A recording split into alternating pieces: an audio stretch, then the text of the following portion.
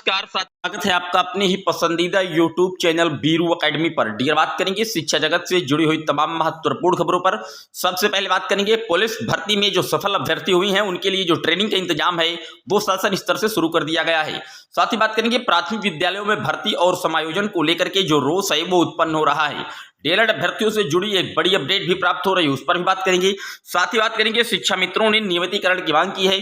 Assistant professor के पदों पर जो भर्तियां हैं उस पर भी बात करेंगे। जल्द से जल्द भर्तियों का जो प्रोसीजर है वो तैयार करने की बात की जा रही है। आइए शुरुआत कर देते हैं, लेकिन जितने लोग चैनल पर पहली बार विजिट कर रहे हैं सब्सक्राइब कर लीजिएगा, वीडियो को दोस्तों के साथ जरूर शेयर कीजिएगा। डियर, आपकी स्क्रीन पर पहली अपडेट आप देख सकते हैं। मेडिकल परीक्षण पूरा होते ही आरटीसी भेजे जाएंगे रिक्रूट। सिपाही भर्ती परीक्षा में सफल अभ्यर्थियों की ट्रेनिंग जल्द होगी। 13 मार्च को बोर्ड ने जारी किया था परिणाम। 60,244 पदों की सीधी भर्ती के लिए पिछले साल हुई थी परीक्षा। अभ्यर्थियों की जाति देखकर जारी नहीं होता परिणाम। सिपाही भर्ती परीक्षा परिणाम के बाद सफल अभ्यर्थियों के सरनेम व टाइटल को लेकर के कई तरह की टिप्पणियां की जा रही हैं। कुछ लोगों ने यह भी टिप्पणी की है कि जाति के आधार पर ही अभ्यर्थियों को सफल घोषित किया गया है। इस पर उत्तर प्रदेश भर्ती बोर्ड ने रविवार को ट्विटर पर जवाब दिया है कि सरनेम या टाइटल के आधार पर किसी अभ्यर्थियों को सफल या असफल नहीं घोषित किया गया है।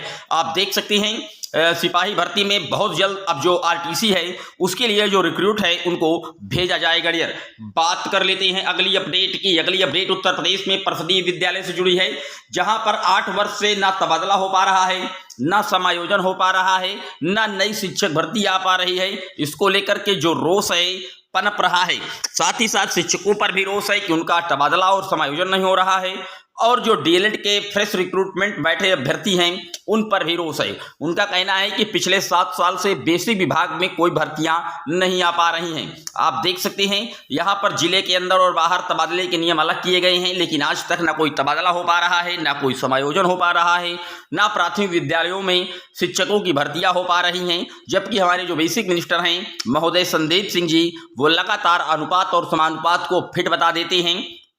जबकि आपने कल देखा था अमेठी से एक न्यूज प्रकाशित हुई थी कि एक विद्यालय के सहारे, एक शिक्षक के सहारे 36 विद्यालय चल रहे हैं। आप समझ लीजिए, और अमेठी में 9 विद्यालय भी क्लोज कर दिए गए हैं क्योंकि शिक्षकों का अभाव है। इस तरीके से लगातार न्यूजें आ रही हैं, लेकिन संदीप सिंह जी अनुपात और समानुपात का जो रटा रटाया वक्तव्य है पिछले 7 साल से, उसी का वो लगातार बयान दे देते हैं। डियर, आइए बात कर लेते हैं अगली अपडेट की। अगली अपडेट आप देख सकते हैं, असिस्टेंट प्रोफेसर के 1200 पद खाली हैं, 800 पर भर्ती की तैयारी है। उच्च शिक्षा निदेशालय ने कराई रिक्त पदों की गिनती, भेजा जाएगा अधियाचन। अधियाचन का प्रारूप तय न होने से भर्ती में हो रही है देरी। ये कई बार ये कहा जा चुका है कि अधियाचन का प्रारूप ही तय नहीं है, इसलिए भर्ती में देरी हो रही है। डियर, देखिए, जब आयोग का गठन हो गया, आयोग के चेयरमैन भी बन चुके हैं, तो आखिरकार अब ये जो प्रारूप है इसको क्या अभ्यर्थी तय करेंगे या कहीं ना कहीं वहीं के कर्मचारी तय करेंगे। लेकिन फिलहाल एडेड कॉलेजों में छात्रों की संख्या घटने से कम हो सकते हैं। 400 पद 800 पर भर्ती होगी, उस संख्या तो घटेगी ही, क्योंकि बिना शिक्षकों के क्या कैसे आप पढ़ाई करवाएंगे, इसको लेकर के जो अभिभावक है वो भी पूरी तरीके से परेशान है, और इसीलिए वो निजी विद्यालय की ओर कहीं ना कहीं अब जो पलायन है वो करते दिख रहे हैं। प्रदेश के सहायता प्राप्त शासकीय महाविद्यालयों में असिस्टेंट प्रोफेसर के तकरीबन 1200 पद रिक्त हैं, लेकिन महाविद्यालयों में छात्र शिक्षक अनुपात ठीक न होने के कारण नई भर्तियों के लिए में 400 पदों की कटौती की जा सकती है। उच्च शिक्षा निदेशालय की ओर से रिक्त पदों का अधियाचन भेजे जाने के बाद उत्तर प्रदेश शिक्षा सेवा चयन आयोग भर्ती की प्रक्रिया शुरू करेगा। पिछले दिनों शिक्षा सेवा चयन आयोग के अध्यक्ष प्रोफेसर कीर्ति पांडे ने शिक्षा विभाग के निदेशकों प्रतिनिधि संघ बैठक कर नई भर्ती के लिए एडेड माध्यमिक विद्यालयों, एडेड महाविद्यालय व परिषदीय विद्यालयों में शिक्षकों के रिक्त पदों का ब्यौरा मांगा था। इसके बाद उच्च शिक्षा निदेशालय ने एडेड महाविद्यालयों में असिस्टेंट प्रोफेसर के रिक्त पदों की गिनती शुरू करा दी है। देखिए, यहाँ पर जो रिक्त पदों का डाटा है वो परिषदीय विद्यालय से भी मांगा गया है, प्राथमिक उच्च माध्यमिक हर जगह से मांगा गया है, लेकिन कहीं का कोई जो डाटा है अधियाचन है वो पहुंच नहीं पाया है। डियर, बात कर लेते हैं अगली अपडेट की। अगली अपडेट आप देख सकते हैं, सरकार से शिक्षा मित्रों को स्थायी करने की मांग की जा रही है। उत्तर प्रदेश बीटीसी शिक्षक संघ ने सरकार से प्राथमिक विद्यालयों में कार्यरत 1,48,000 शिक्षा मित्रों को नई नियमावली बना करके स्थायी करने की मांग की है। संघ ने सरकार से कहा है कि 25 जुलाई 2017 को समायोजन निरस्त होने के बाद से शिक्षा मित्रों का 1 रुपया भी मानदेय नहीं बढ़ा।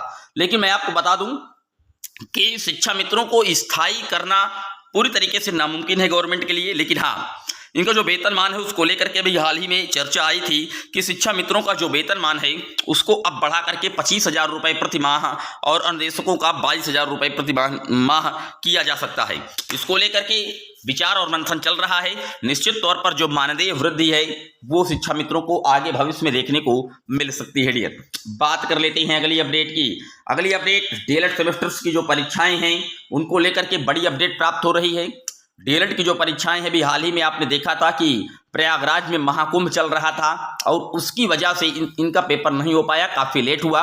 उसके बाद बोर्ड के एग्जाम आ गए, बोर्ड के एग्जाम भी कंडक्ट हो चुके हैं। अब कहीं ना कहीं 3 अप्रैल से अगर सब कुछ ठीक ठाक रहा तो अनुमोदन मिलने के बाद जल्द परीक्षा कार्यक्रम जारी होगा। डीएलएड के सेमेस्टर्स की जो परीक्षाएं हैं 3 अप्रैल से डेटें इसकी प्रस्तावित करके कहीं ना कहीं अनुमोदन के लिए भेज दिया गया है। अब इस पर जैसे ही सरकार के द्वारा शासन के द्वारा अनुमति मिलेगी वैसे ही पीएनपी कार्यालय की तरफ से जो टाइम टेबल है, परीक्षा की समय सारणी है वो जारी कर दी जाएगी। तो सेमेस्टर्स के एग्जाम के लिए जो डीएलएड के छात्र वेट कर रहे हैं उनके लिए बड़ी खुशखबरी है। 3 अप्रैल से जो संभावित तिथि है वो बताई जा रही है। ये था आज का शिक्षा जगत से जुड़ा हुआ दैनिक वीडियो। कैसा लगा कमेंट जरूर करिएगा। चैनल पर पहली बार आए सब्सक्राइब कर लीजिएगा। फिर मिलेंगे आपसे एक और वीडियो में, तब तक के लिए जय हिंद जय भारत।